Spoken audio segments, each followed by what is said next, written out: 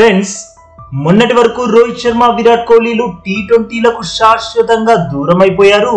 ఇక ఆ ఫార్మాట్ కి రిటైర్మెంట్ ప్రకటించేస్తారు అని ఎవరికి వారు ఇష్టం వచ్చినట్లు సోషల్ మీడియాలో పోస్టులు పెట్టేశారు. కట్ చేస్తే పిక్చర్ అభి బాకీ హై మేరే దోస్త్ అన్నట్లు వీరిద్దరూ ఆఫ్ఘనిస్తాన్ తో జరిగే టీ20 సిరీస్ లో రీ ఎంట్రీ ఇచ్చేస్తున్నారు. టీ20 వరల్డ్ కప్ కి హార్దిక్ పాండ్యా అనే కెప్టెన్ అని చాలా మంది ఫిక్స్ అయిపోయారు. But hit man is back. టీంలోకి ప్లేయర్ గా మాత్రమే కాదు, కెప్టెన్ గా కూడా. సో టీ20 వరల్డ్ కప్ లో టీమిండియా రోహిత్ కెప్టెన్సీలోనే బరిలోకి దిగుతుంది. అంత లేదు, హార్దిక్ పాండ్యా, సూర్యకుమార్ యాదవ్లకు గాయం కావడం వల్లే వీళ్ళకి ఛాన్స్ ఇచ్చారు అని మీరు అనుకుంటున్నారేమో.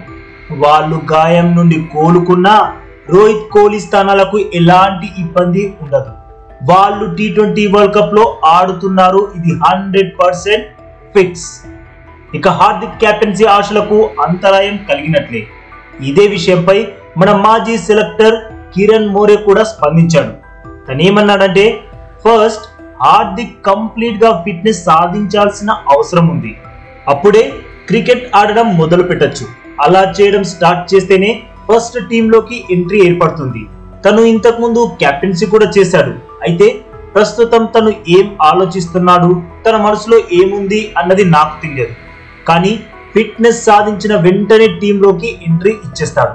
ఎట్టి పరిస్థితుల్లోనూ T20 world cup first match నుండే తను టీంలో ఉండాలి. తను ఎప్పుడు మళ్ళీ గ్రౌండ్ లో అడుగు పెడతాడో తెలియదు. మేబీ IPL లో అడుగు పెట్టచ్చు. అందుకోసం తను చాలా కసరత్తులు చేస్తున్నాడు.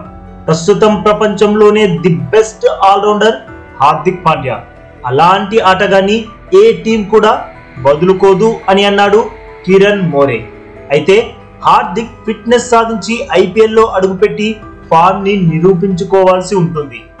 ఒకవేళ IPL లో ఫ్లాప్ అయితే మాత్రం టీ20 వరల్డ్ కప్ లో ఎంట్రీ చాలా కష్టంగా మారుతుంది. ఈ విషయాన్ని పక్కన పెడితే రోహిత్, కోహ్లీ టీ20 ఫార్మాట్ లో రీ ఎంట్రీ పై మీ అభిప్రాయం ఏంటి ఫ్రెండ్స్? కామెంట్ చేయండి. ఈ వీడియో నచ్చితే లైక్ కొట్టడం అస్సలు మర్చిపోకండి. అలాగే మన ఛానల్ ని సబ్స్క్రైబ్ చేయడం కూడా అస్సలు మరవద్దు.